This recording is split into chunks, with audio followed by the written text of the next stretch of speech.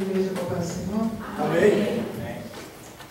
Eu estava, enquanto o irmão Senhor, eu estava lembrando de mim que eu tenho até por hábito, sempre que as pessoas falam assim, tudo bem, nós fazemos hoje, eu falo com a graça de Deus, mas às vezes as pessoas perguntam, é só pela graça mesmo? E o irmão cantando, eu me lembrei de por que eu falo, né? Os irmãos conhecem aquele Amazing Grace? A imensa graça. A imensa graça que salvou-me, salvou um pobre pecador como eu quando eu criei, assim fala, né? E essa mesma graça que me alcançou, essa mesma graça me conduzirá por espinhos, por perigos, por ciladas, por fraquezas, até chegar no lar. Então, no dia que nós conhecemos o Senhor Jesus, foi verdadeiramente uma libertação de tudo, não é? Da cegueira espiritual que nós tínhamos, da falta de paz, né? Que uma das coisas que me fez aceitar o Senhor Jesus foi eu sentir paz. A gente precisa. Foi isso que fez eu aceitar o Senhor Jesus. E sabe, irmãos, eu tinha 6 anos de idade quando eu aceitei o Senhor Jesus. E quando eu fui num culto, eu senti paz, né? Porque meu padrasto e minha mãe eram de Umbanda. E eu não sentia aquela paz. E eu tive uma experiência com o Senhor quando eu tinha 4 anos. Naquela experiência que eu tive com o Senhor Deus, porque eu quase morri, eu senti essa paz. E no dia que nós nos mudamos, 2 anos depois, nos mudamos perto de uma pessoa que era crente, e ela pediu para minha mãe deixar eu ir no culto. Ela ia, minha mãe deixou. Quando eu cheguei, ela era até no culto, assim, na casa de pessoas, como era lá em Mato Grosso, era feito assim no quintal. Né? Eu senti paz, eu me lembrei daquele sentimento que eu tive com a experiência que eu tive. Então eu pensei, se ser crente é sentir isso, eu vou ser. Então quando eu aceitei o Senhor com 6 anos, e até hoje essa graça, né, está aí comigo, essa paz, essa alegria, a satisfação de conhecer o Senhor. A Bíblia, eu ia lendo o Senhor, porque a Bíblia se interpreta por cima, né? Mas também, irmãos, não faltar na escola não. Quando criança, eu participava das 2 crianças, que eram pela manhã, e das 2 adultos, que eram à tarde, porque de manhã e à tarde, porque amava, ouvia e aprendia a palavra do Senhor. Então, como o irmão cantou, eu estava me lembrando dessa graça, né? Deste amor que o Senhor tem para conosco. Não é verdade? Então, dando continuidade, eu peço que o irmão passe aí o slide, onde nós falamos disso e nós vamos seguir daqui para frente, tá, irmãos? Então, tem alguns irmãos que a irmã Rosana hoje me pediu a apostila, então tem alguns irmãos que eu estou vendo aí que tem.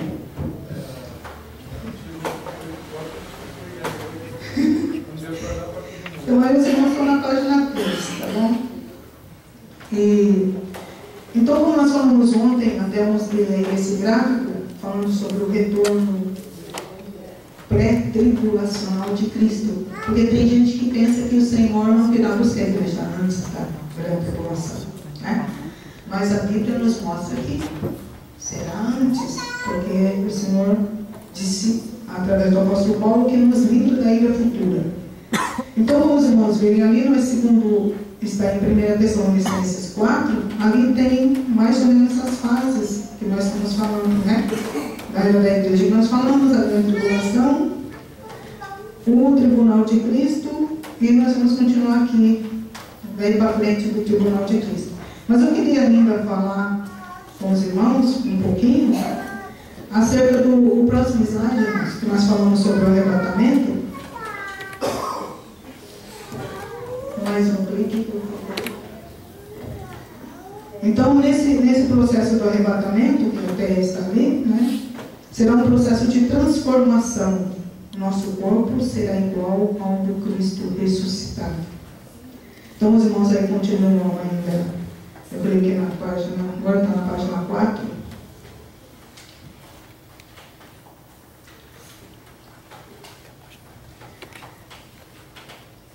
E eu gostaria que os irmãos abrissem a Bíblia em Lucas 24, 41 e o outro em João 20, 19. Porque assim, esse corpo espiritual que nós vamos ter, porque seremos transformados, será um corpo que não é só corpo e nem é só espírito. Entende? Para a igreja terá o corpo que nosso Senhor Jesus Cristo apresentou-se após a ressurreição. Não era só corpo, não era só espírito. Vamos ler lá Lucas 24, 41 ao 43. Quem achou?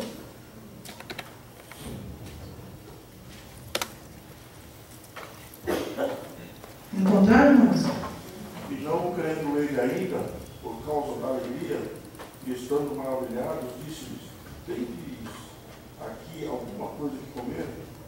Então eles apresentaram-lhe partes de um peixe assado e um favo de mel, o que ele tomou e comeu diante deles. E disse-lhe: são estas as palavras que vos disse, estando ainda convosco, que convinha que se cumprisse tudo o que tinha estado escrito na lei de Moisés, dos profetas e dos homens. E agora João 20, 19.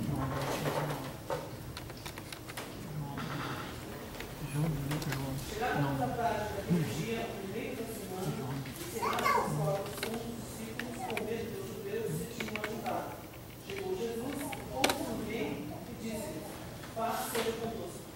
Então, como eu falei para os irmãos, não é só corpo e não é só espírito. Por quê? Não é só corpo porque Tomé pode tocar, ele comeu, pediu o pão, que tinha lá, com eles, mas também isso porque não é só espírito, porque tinha corpo. E não é só corpo porque nós vemos que ele se apresentou estando tudo fechado. Não é? Então não é só corpo e não é só espírito. Esse é o corpo que a igreja vai ter após o arrebatamento, né? Um corpo glorificado. E também nós temos de nos lembrar que o Senhor Jesus, ele continuou com o corpo. Tem muita gente que às vezes esquece de prestar atenção nesse detalhe. Vamos ler 1 Timóteo 2,15.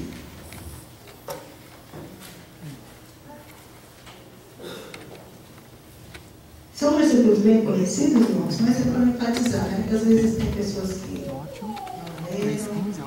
Então, 1 Timóteo 2,15, que diz lá, quem encontrou? 1 Timóteo? Ou então é segundo. Talvez eu marquei errado. 2 Timóteo, desculpa.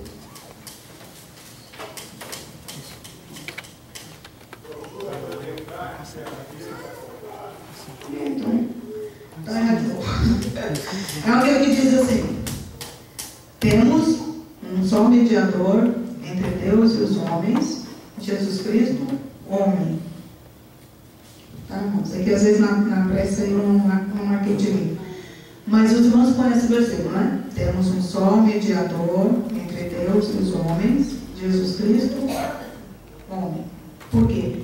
Assim que ele assumiu, assim que ele reencarnou, assim que ele teve um corpo, quando ele ressuscitou, ele continuou com esse corpo. Por isso se chama primícia, né? Que a igreja do nosso Senhor Jesus Cristo, ao ser arrebatada, terá esse mesmo corpo, e aqueles que morreram e ressuscitaram com Cristo, para se encontrar com o Senhor nos ares, também vão ter um corpo, como o Senhor. Então João, quando ele fala, né, dessa esperança nossa do arrebatamento da igreja, ele nos mostra assim, que quando se dá o arrebatamento, nós nos tornaremos a semelhança de Cristo, seremos semelhantes.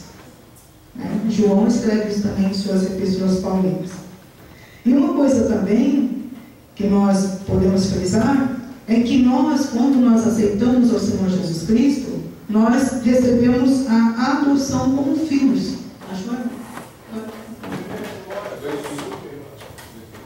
Ah, eu coloquei um na frente, né? 2,5, irmãos, desculpa. Porque há um só Deus e um só mediador entre Deus e os homens, Jesus Cristo, homem. Deus abençoe, irmão. É 2,5. Então, voltando aqui da adoção, nós nos tornamos filhos de Deus, através de nosso Senhor Jesus Cristo. É o que está escrito em Romanos 8:23. Se os irmãos puderem abrir lá, diz assim, eu vou ler. E não só ela, mas nós mesmos que temos as primícias do Espírito. Aqui quando fala não só ela, é a natureza. Os irmãos encontraram? O apóstolo diz que a natureza geme até que se cumpra esse tempo, porque ela sofre também com o pecado do homem. Aí Paulo continua e diz, e não só ela, mas nós mesmos, que temos as primícias do Espírito, também gememos em nós mesmos, esperando a adoção, a saber, a redenção do nosso corpo. Essa adoção será completa no arrebatamento da igreja, quando teremos essa transformação. Bom, mas a partir daí, desse momento, os servos de Deus estarão livres de todas as dificuldades que nós temos hoje. Também não estaremos mais sob o pecado.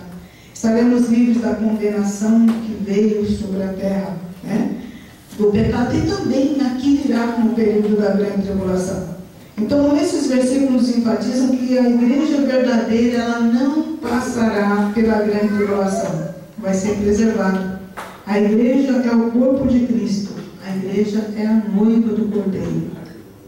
Que noivo há que vai deixar sua noiva passar por tão grande aflição, não é? A igreja não estará mais aqui. O irmão ali já mudou para o tribunal. Então nós vamos falar do tribunal de Cristo. Eu gostaria que os irmãos abrissem vossas Bíblias em 1 Coríntios, capítulo 3, versículo 11 ao 15. Porque assim, irmãos, logo após as bodas, né, logo após o arrebatamento da igreja, vai se dar o tribunal para ingressar nas bodas do Cordeiro. Primeiro tribunal. Então ali os irmãos veem que tem lá um trono e as coroas, como está no gráfico anterior. Mas no tribunal de Cristo nós vamos ler 1 Coríntios 13, 11, 15. Algum irmão já encontrou? Pode ler? Também não. Porque ninguém pode pôr outro fundamento além do que já está posto, qual é Jesus Cristo. E se alguém sobre esse fundamento formar um edifício de ouro, prata, pedra preciosa, madeira, ferro e palha, aí vem o Cristo. A obra de cada um se manifestará na verdade. O dia a declarará, porque pelo fogo será descoberto, e o fogo provará qual seja a obra de cada um. 3 do 11 ao 15. Aí vem o 14. Se a obra que alguém edificou, se a obra que edificou, nessa parte permanecer, esse receberá galardão. Aí vai o 15. Se a obra de alguém se queimar, sofrerá detrimento, mas o tal será salvo, todavia, como pelo fogo. Então, irmãos, aí fala do tribunal. Nós, quando nós fazemos qualquer coisa para o Senhor, vai ser julgado e vai ser aprovado ou reprovado. As obras que forem reprovadas serão queimadas. E a pessoa que tiver essa obra queimada, ela não recebe galardão nenhum. Nada. Né? Aí até eu coloquei os irmãos que tem. Por uma questão de lógica, eu coloquei que nós temos que o tribunal de Cristo vai acontecer logo após o arrebatamento e antes das bodas. Então haverá um julgamento, haverá uma premiação, para depois seguir-se as bodas do Cordeiro. Quando se fala que a obra vai ser aprovada, como diz aí no versículo 12, fala de 6 tipos de material: ouro, prata, pedras preciosas. E depois madeira, feno e palha. Então, o que são obras? Às vezes nós estamos na igreja, nós trabalhamos, nós evangelizamos, nós corremos para cá, corremos para lá, mas naquele dia vai ser julgado qual a intenção. Por que eu fiz? Qual o meu propósito quando eu fiz? Será que foi por amor? Será que foi para minha autopromoção? Será que foi para mim me mostrar? qual foi minha intenção? Será que quando eu fiz de bom grado? Ou eu fiz forçado? Então, naquele dia, será julgado. As obras que foram de prata, ouro, prata e pedras preciosas, ela vai resistir ao fogo. Ele vai receber o seu galardão, quem assim for. E as que for consideradas como madeira, feno e palha, serão queimadas e as pessoas ali não receberão nada. É como se uma pessoa tivesse um incêndio numa casa e a pessoa saiu só com a roupa do corpo.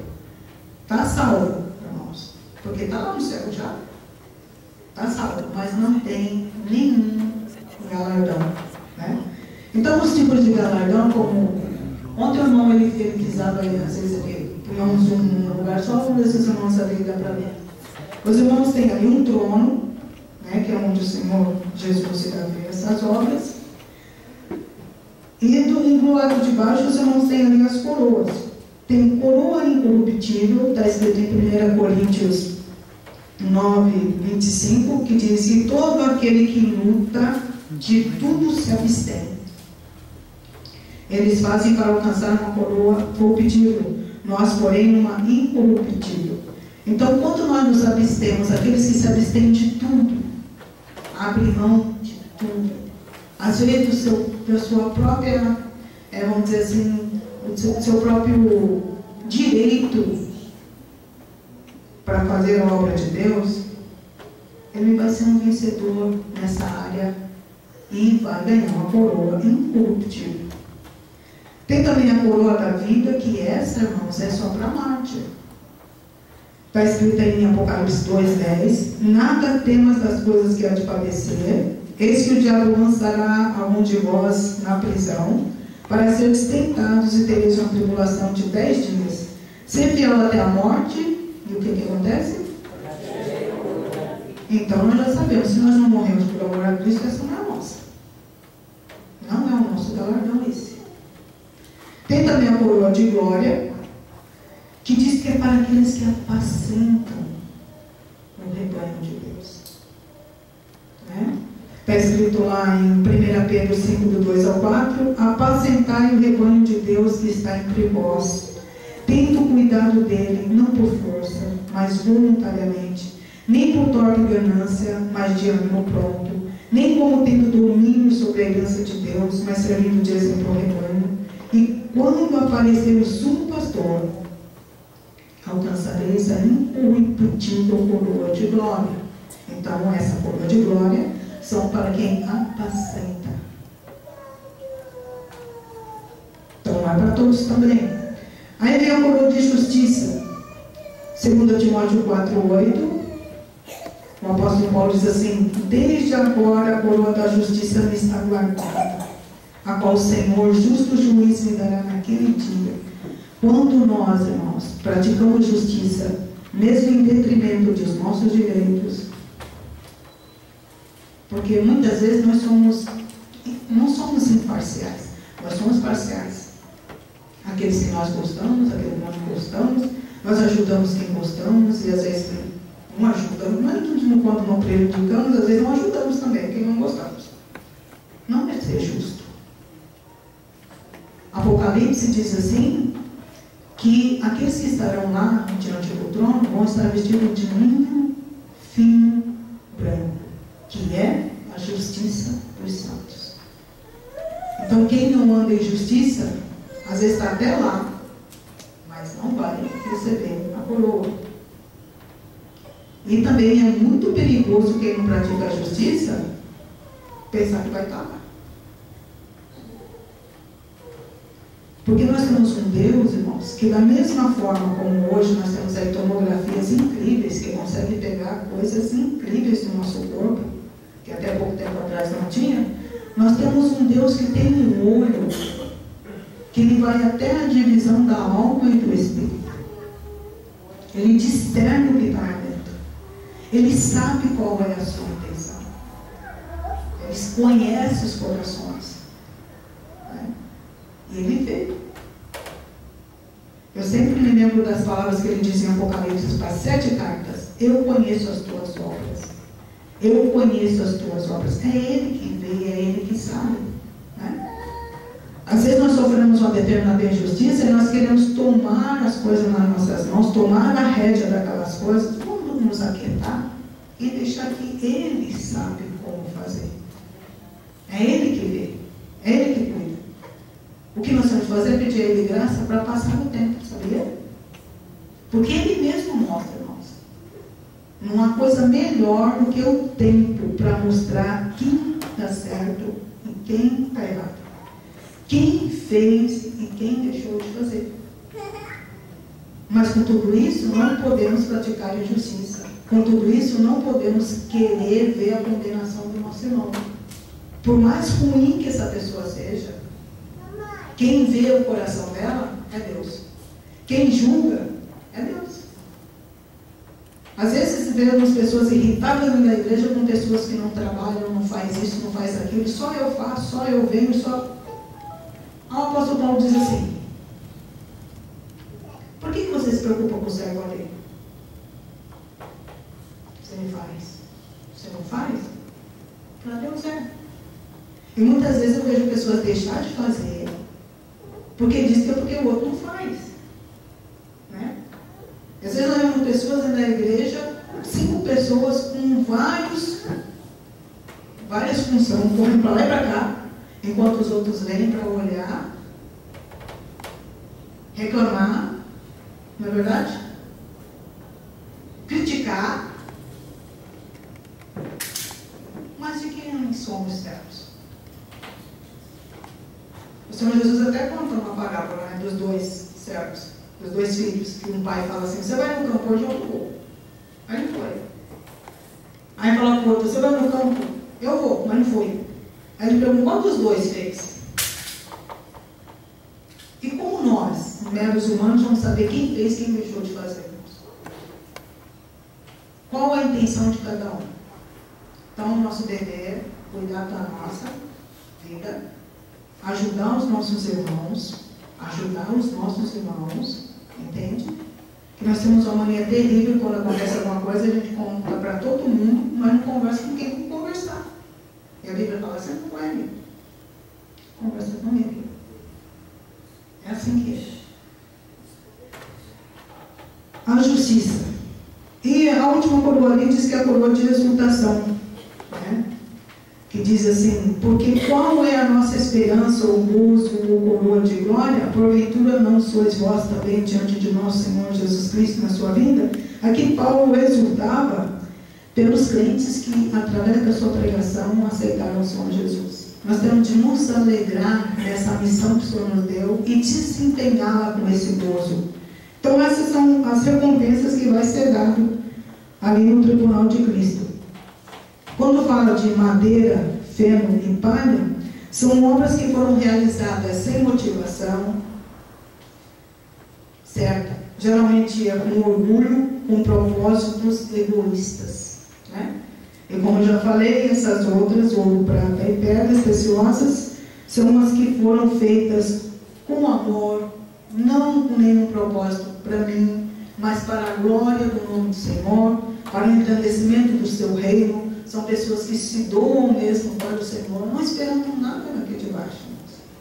Porque o apóstolo Paulo fala que se nós esperarmos nessa vida, nós somos os mais miseráveis dos homens. Né? Então não é isso que o Senhor quer de nós. O irmão pode passar o próximo, por favor? Ali das bodas do Cordeiro. Quando nós falamos das bodas, é um acontecimento muito especial. Apocalipse 19, 7 e 9, do 7 ao 9, como eu coloquei a referência. Se algum dos irmãos puder ler. 19, do 7 ao 9. Regozijemo-nos e exultemos, e demonstraremos a glória, pois são chegadas as bodas do Cordeiro, e já sua noiva se aprontou. Foi-lhe dado que se vestisse de linho fino, resplandecente e puro. O linho fino são os atos de justiça dos santos.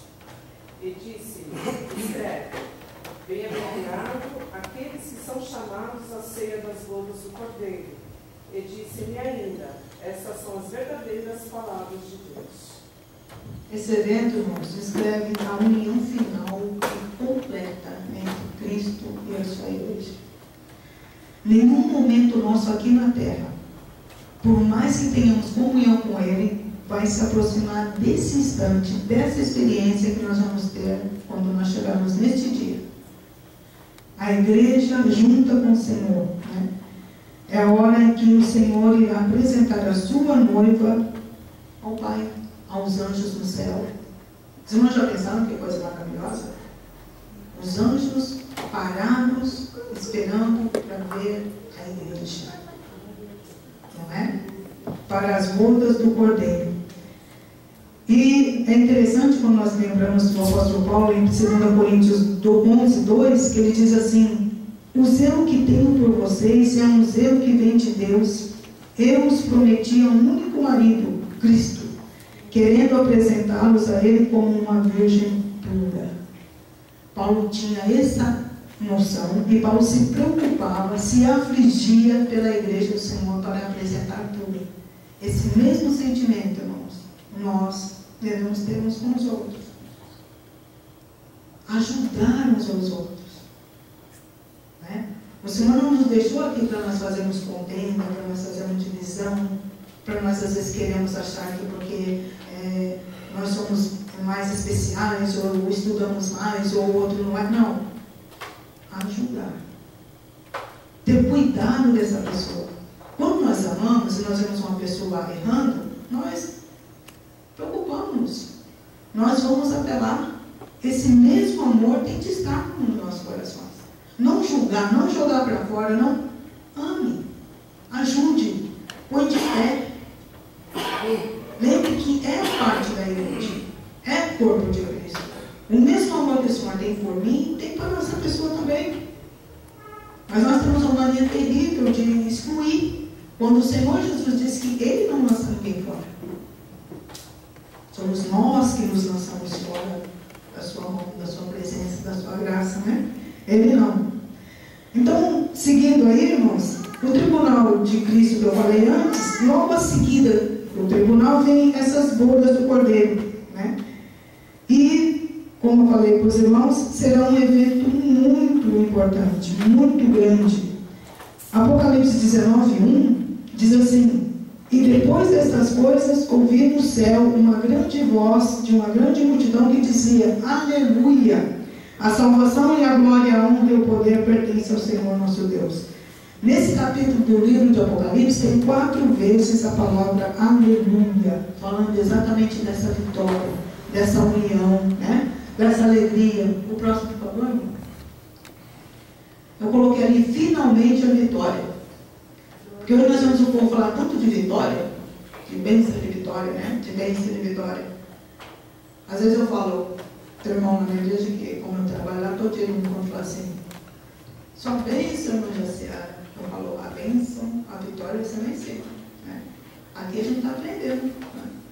Hoje você passa uma etapa, amanhã você não tomar cuidado, você regride 2 casinhas para trás, melhor que joguinho que a gente vai para frente, sim. Daqui a pouco volta 2 casas. Né? Então tem semana que é assim, você tem que lutar muito para conseguir manter a casa, não regredir. Né? Porque quando nós pensamos, quando ensino sobre o fruto do Espírito, sempre eu coloco em degraus. Você começa assim na temperança, né? Você vem para a mansidão, e assim você vai subindo. Aí na hora que você esquece, começa de novo na temperança, a mansidão, não é verdade? Então a gente tem que lutar, semana que a gente luta muito para não descer 2 degraus. Tem que continuar subindo, tem que continuar indo. Né? Então ali, finalmente a vitória. Finalmente a igreja estará livre. Porque a salvação, irmãos, é um processo. Quando você aceitou Jesus, começou. E vai terminar quando você receber esse corpo glorificado. Enquanto você não estiver lá, você está no processo, no caminho. Né? E o Senhor Jesus até deu a receita. Quando ele fala, eu sou o caminho, eu vim mostrar a forma que ele está fazendo. É dessa forma que é para ser. É dessa forma que tem que andar. Então nós temos que nos lembrar que ele veio, passou por as mesmas aflições que nós passamos, ele passou como homem, diz que ele em tudo foi tentado. Para nos mostrar que é possível. É possível vencer a pessoa. Só que tem aquela parte lá do abster-se, aquela parte do renunciar-se.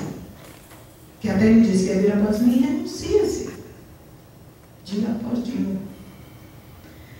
Então, aí vai ser a vitória final, como nós falamos dos irmãos. No próximo, por favor, irmão. Vamos já para a grande tribulação.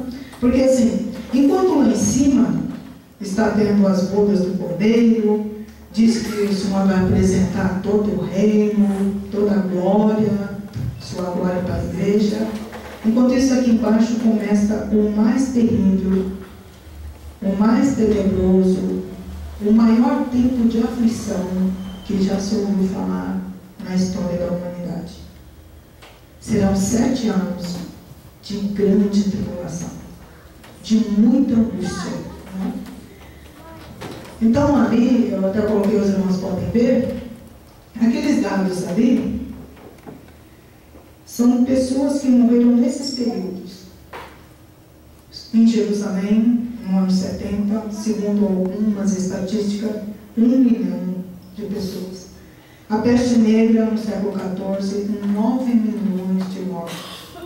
Na Primeira Guerra Mundial, que vai do ano 1914 a 1918, 20 milhões de mortos. Na Segunda Guerra Mundial, juntando com o Holocausto de Hitler, diz que juntos esses eventos deixaram mais de 10 milhões de mortos. E ainda as mortes que vai ter no período da tribulação supera esse. Segundo a própria Bíblia diz que vai ser muitos e muitos cadáveres. Até chegar no final, na batalha do Armagedon, vai ser muita gente morrer. Porque quando os irmãos veem, são catástrofes em cima de catástrofes. Hoje, se os irmãos for prestar atenção, quando nós ouvimos os jornais, você não vê mais morrendo 1, 2. Não? 200, 140, 300, não sei quantos. É assim que a gente ouve. Até ultimamente andam matando um monte de gente junto. Ele está chamando de chacina, né? Já chega de 5, de 6, de 7. Vai acentuar-se muito mais essas estatísticas de violência que nós temos ouvido. Então, continuando ali, irmão, passo o próximo, ali não dá muito para os irmãos verem que está pequeno, mas são os nomes que a Bíblia dá. Só um pouquinho. Eu já ouvi um estudo sobre isso aí, dizendo que nesse período a morte seria presa. Vai ser um período só.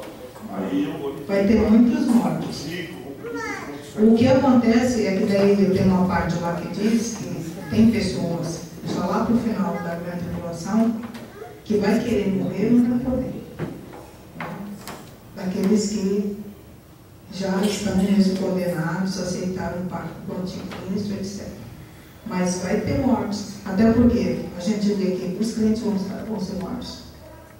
Quem ficar aqui para conseguir chegar, porque quando Jesus arrebatar a igreja, não vai toda a igreja, não vai? O anticristo vai começar a matar com as mortes capitais que vai retornar. Vai ter morte. Quando você vê sobre as 2 testemunhas, que vão ser mortas. Então há um período sim para alguns, que daí a morte vai fugir deles, que até está escrito, mas também tem um período de mortes. E quando chegar na batalha do Armagedon, então, aí nós vamos falar um pouquinho mais para frente, né?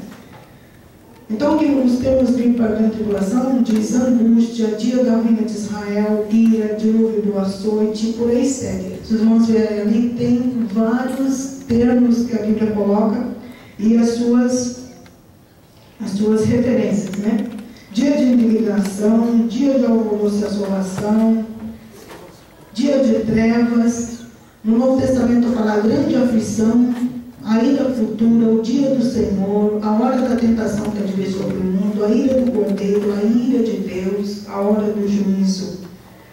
E os objetivos da grande tribulação, irmãos, são 3. Né? Primeiro, um castigo sobre a humanidade, por não haver se arrependido dos seus pecados, mesmo conhecendo Jesus.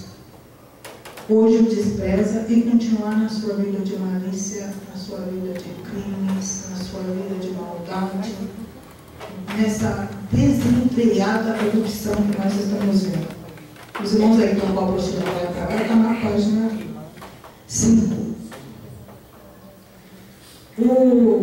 O segundo é provar o povo de Israel para ver se ele se converte ao Senhor.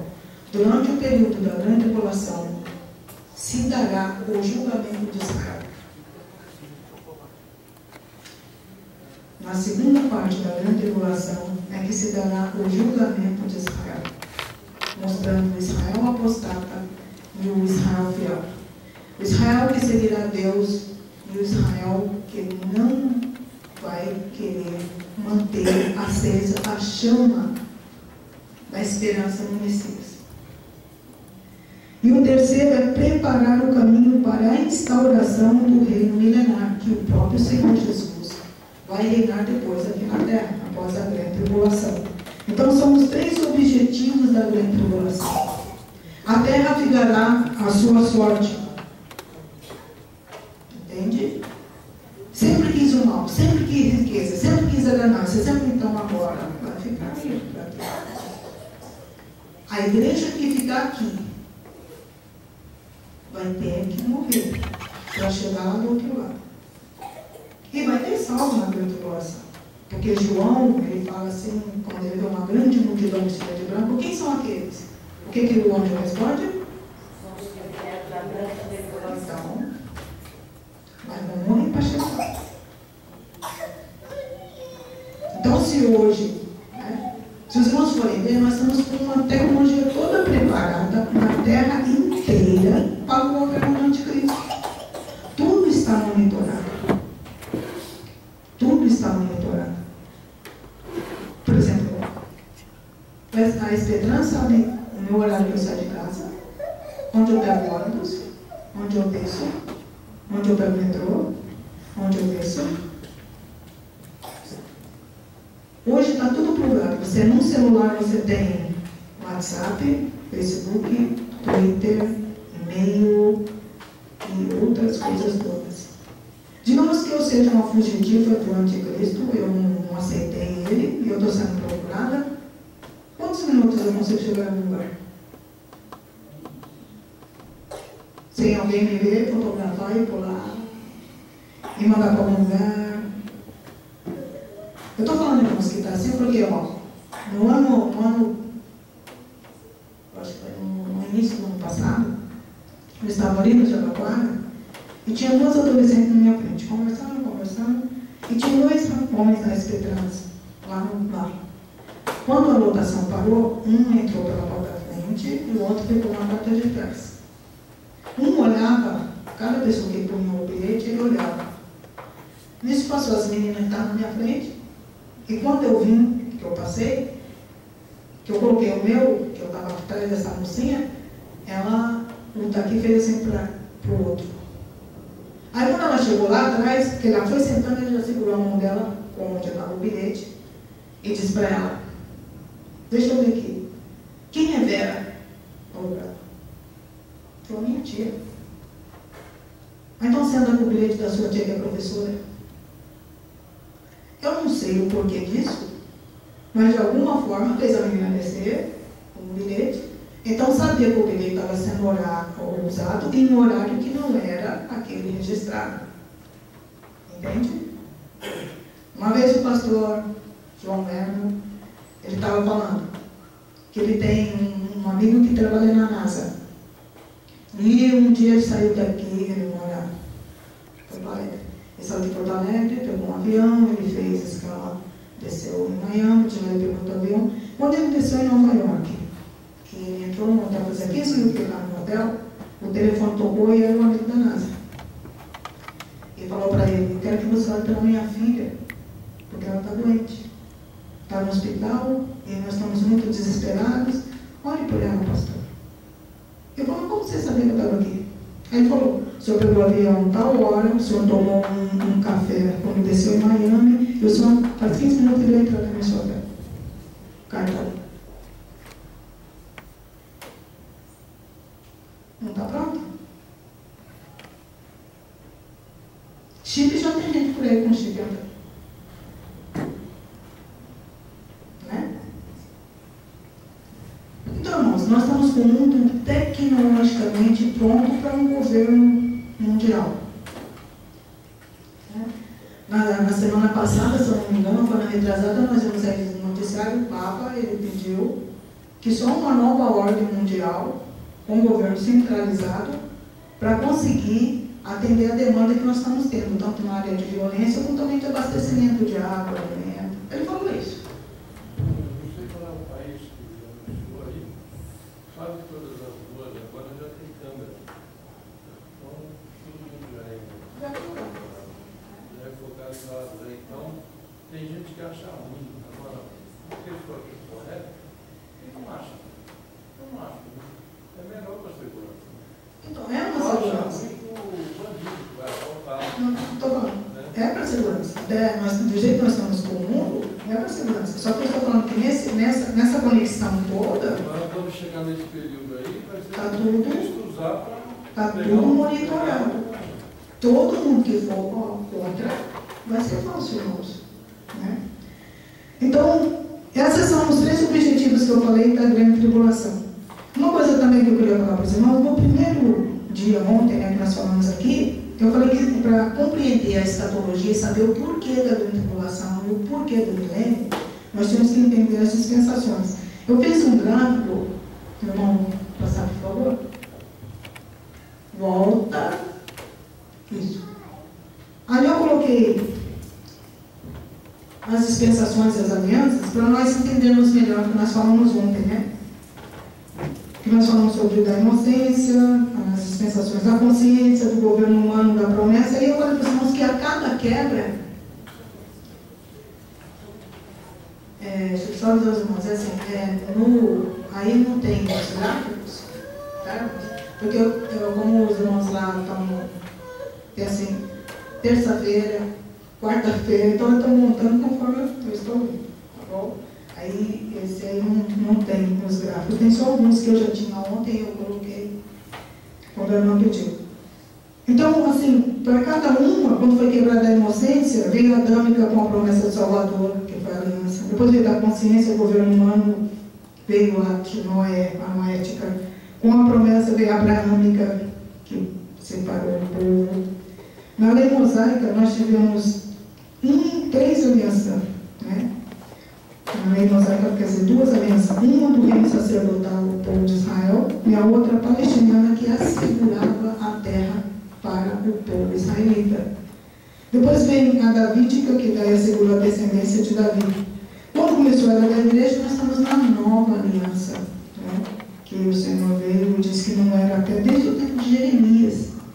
É interessante que quando Deus fala para Jeremias mostrar-te coisas grandes, firmes que não sabe, a visão que ele deu futura de Israel não era só daqueles dias de Jeremias, foi até os nossos dias. Que a aliança agora não seria no coração de pedra, mas não de carne. Era diferente. Uma nova aliança. Foi dito a Jeremias, que eu coloquei ali, que os irmãos podem ver, no capítulo 31, versículo 31 ao 34. Então, essas dispensações e todas essas coisas apontam exatamente para esse período da grande tribulação, que para nós entendermos melhor também está dentro das 70 semanas de Daniel. Vamos passar mesmo, por favor? As 70 semanas de Daniel. Para nós entendermos o tempo da grande tribulação, nós entendendo essa palavra que Deus deu a Daniel, irmãos, insere tudo dentro do perfeito tempo, né? Por exemplo, ele falou para Daniel, aí na apostila dos irmãos, na página 6, ele falou para Daniel, 70 semanas estão determinadas até o fim dos tempos, para trazer a justiça eterna. Então, quando nós pegamos e vamos contar, né, essa justiça eterna, se a gente for de alguma pedra da lei para outro número, seria 490 dias depois da reconstrução de Jerusalém, já que a reconstrução foi em 445 a.C. Mas o que acontece? O que a Bíblia fala é que, assim, cada semana são um período de 7 anos. Cada semana que Daniel, foi revelado a Daniel, não é semana de 7 dias. É período de 7 anos. Né? Então, como nós vemos, os irmãos, ali está pequeno, mas acho que dá para os irmãos verem. Desde que sai o decreto lá para restaurar o templo, né? Dá 49 semanas. Ou 49 anos, que são 7 semanas. 7 semanas, 7 anos. Então, 7 vezes 7, 49. Então, do dia em que Artaxerxes deixou, já falou para reconstruir o templo, até a construção do templo, 49 anos. E daí ele fala que era para contar mais 62 semanas depois disso, até a vinda do príncipe. Quando você faz 62 vezes 7, quanto dá? Dá para os irmãos enxergarem ali? 434 anos. Do dia lá, depois da reconstrução do templo de Jerusalém, a restauração que Neemias fez com esta, contando 434 anos, exatos no dia em que Jesus fez a entrada triunfal de Jerusalém. Então é assim, desde que saiu o decreto para construir o templo, né, vai dar 7 semanas, 7 vezes 7, 49. Então, depois como você conta, desde que foi restaurado até o dia do Messias, mais 62 semanas. Então, ó, 7 mais 62 dá 69 semanas, totalizando 434 anos. Então, quando Jesus entra em Jerusalém, naquele dia todo mundo diz Osana, o filho de Davi, há 434 anos, formando 69 semanas. Como ele disse, 70 semanas está determinada para o teu povo, falta uma semana. Quanto é uma semana? 7 anos. Qual é o período da grande tribulação? 7 anos. Quando o Senhor Jesus veio buscar a igreja, começa a contar a última semana de Israel. 7 anos. Porque a grande tribulação faz parte desta palavra que Deus falou a Daniel. Acho que os irmãos se lembram quando eu li a história. Israel estava na Babilônia, a diáspora babilônica, né? E Daniel começa a ver que já tinha dado o tempo do povo sair de lá, e Daniel se propõe a buscar a Deus. Então vem o anjo para trazer a resposta. 70 semanas estão determinadas para o teu povo. Então não era só aquele período. Era a volta deles, a reconstrução do templo lá, dos muros de Jerusalém, que daí vem Esdras, vem Neemias, Zorobabel, Josué, que era o sacerdote da época, vem os profetas Ageu, Zacarias, também, que são da mesma época, dá esses 49 anos, que é a primeira semana, 7 anos, 7 semanas, 7 vezes 7, 49. De findar ali, até a vinda do Senhor Jesus, conta mais 62 semanas. Então vai dar esse período dos anos. Então, 7 semanas, mais 62 semanas, 69 semanas. Falta uma semana. Que diz assim, está determinado para o seu povo e o Messias será tirado. Então, como já se fala na cruz, o Messias foi tirado. E esses 7 anos vai ser dividido em 2 períodos. Então, 3 anos e meio de paz. mais e 3 anos. Em 3 anos e meio de grande de tribulação. grande tribulação, culminando na batalha do Armagedon. E quando se fala sobre Israel, por isso que eu falo, irmãos, que vai acontecer o julgamento de Israel nesse período. O irmão, segue o próximo, por favor. Eu coloquei ali que com o arrebatamento da igreja vai surgir um anticristo. Né? E nesse surgimento do anticristo é onde é o que a irmã acabou de perguntar. começa esse período de 3 anos e meio de paz. Porque a Bíblia diz assim, que ele virá, está escrito em Tessalonicenses 5:3, quando pois disserem que a paz e a segurança, que ele vem dando solução a tudo. Hoje nós temos problema de violência, segurança, abastecimento, né, saúde, etc. Então ele vai vir nos primeiros 3 anos e meio, vai ser um homem muito inteligente, eloquente como nunca houve no outro, carismático. O que o mundo espera. Né? Enquanto ele não vem, que até eu coloquei ali também, ele não se manifesta até que a igreja seja tirada. Apocalipse diz que tem um que o detém, o Espírito Santo. Há um que retém, a igreja ainda está aqui. Quando a igreja sair, ele poderá se manifestar. Eu não duvido que ele já está por aí, não, irmãos. Do jeito que estão as coisas, entende? Mas ele não vai poder se manifestar até a igreja ser tirada. O próximo, por favor, irmãos. Amanhã, irmãos, porque ali já está minha hora, nós iremos começar nesse período da grande tribulação, falando dos 7 selos, as 7 trombetas e as 7 taças. E o julgamento de Israel se dará nesse período. Amém?